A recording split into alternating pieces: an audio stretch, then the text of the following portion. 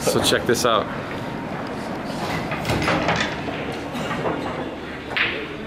There's a pool tournament going on.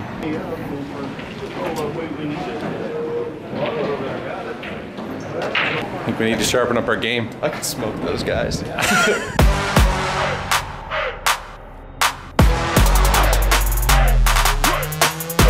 This week we're taking a trip up to Indianapolis. We got a couple of guys that are started with us on the mortgage side of our business. They got started with us a couple months back. We're going up to spend a day or two up there with them just to do a spot check to make sure that they're having success and that we touch base with them. We're heading to Indianapolis.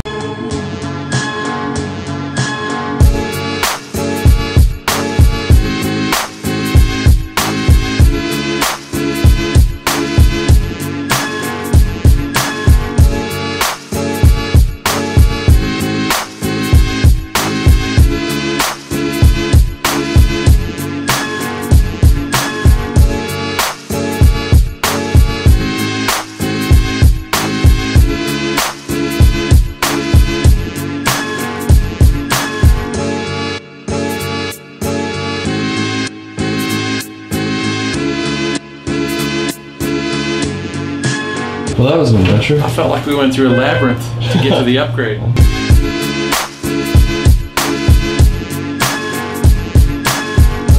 We got two full days for two teams pretty much for tomorrow. He's got one that he set for tonight, so. Okay, good. You know, we got a whole bunch of cool stuff for tomorrow, so. Roger got his haircut and everything for this. This looks Yeah, good. I got a haircut. This morning? No, not this morning. I went back through every policy that I've written so far. I've actually written 12 applications. Yeah. And with those, it was actually pretty eye-opening. I talked to James about it at length. This he knows the Chicago area, but 7 of the 12 are within about a 10-minute radius of each other, and they're all in the same county. I think my biggest problem right now, when I sit down with people, is need, 1, and 2, is the language barrier, cultural language barrier.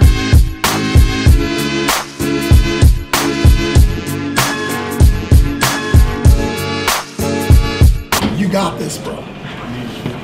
What do I tell them when they're expecting you? What do I just go out and say? Your name is Baker. Your name is Baker. Just go say hello. My name's Baker. My name's Michael Baker. Yeah.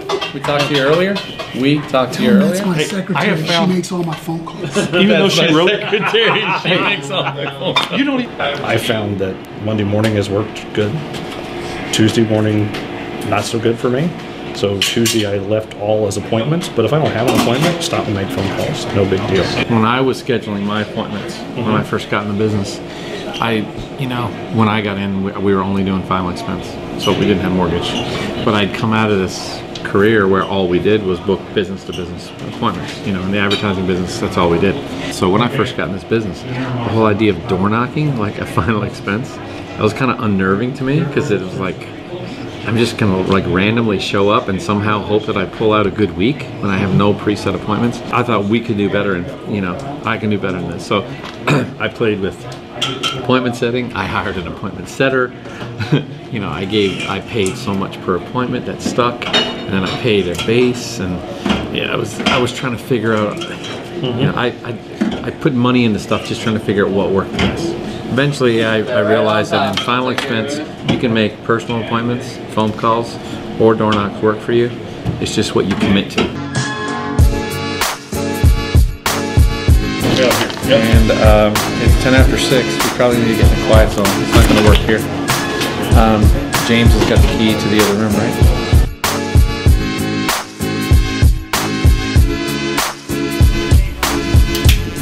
After 11 a.m. Okay, no problem. I'll give you a call tomorrow then.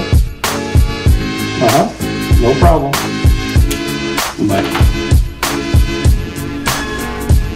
Oh, sorry. She had some surgery in her mouth, and so she really couldn't talk to me very much. Was what I was getting, so. Hi, Brett. This is Scott Baker. I'm calling in regard to your recent loan with First Bank. I'm actually a field underwriter. I was assigned to your paperwork. You had sent us a request for some information about protecting your mortgage and family in the event of death or disability. Thank you, sir. Look forward to meeting you. Bye-bye. Would you have handled that any differently considering he was eating dinner? I noticed that you're stopping and you're waiting for him to give consent. Right up there in the front. So, you know, right when you get to, yeah, I was calling in regards to recent loan with, in this case, First Bank. I'm actually a field underwriter that was assigned to your paperwork. You left us, and you kind of stop right there. Mm-hmm. And you wait for him to say something. Mm-hmm. Is there a reason why you're stopping there? Because I feel like I'm a racehorse whenever I go through that. That's really the honest reason. Nyquist coming out of stall 13. They're all in line. They're off to run. And then... Do you find that you ever get a question of, what's this about again? Or can you call me on that it's not convenient? Because that's where you're going to get that when you stop there. Okay. Right? So, so all I'm saying is when you stop, you're looking for consent of some type from them or acknowledgement. Okay? You're just doing your job. And so the whole tone of the call is really back to that fundamental. I mean, your call was excellent. No, don't get me wrong. So just slow it down instead of slow it down. A little bit pausing. You can pause, but don't stop. Okay. You can get little pauses and just move through. What I don't want you to do is open up. Right. Open up opportunities for them to say, now what is this? Can you call me back? Now's not convenient. That makes sense. Because that's where they're going to jump in. Yep. Right? That makes sense. But that was good. I mean, I love the fact that you just nailed that one. This only take a minute. I liked how you handled the rebuttal. It was perfect.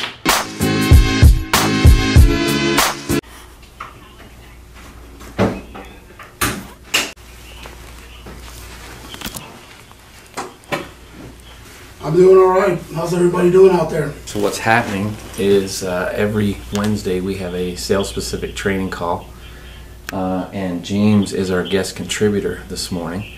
All of our agents can dial in and listen, and then we take that content and we use it for podcast, also for training for future agents later. Over November, December, January, February, March. This is the end of my official 6th month. So I'm a newcomer. I'm a rookie still. So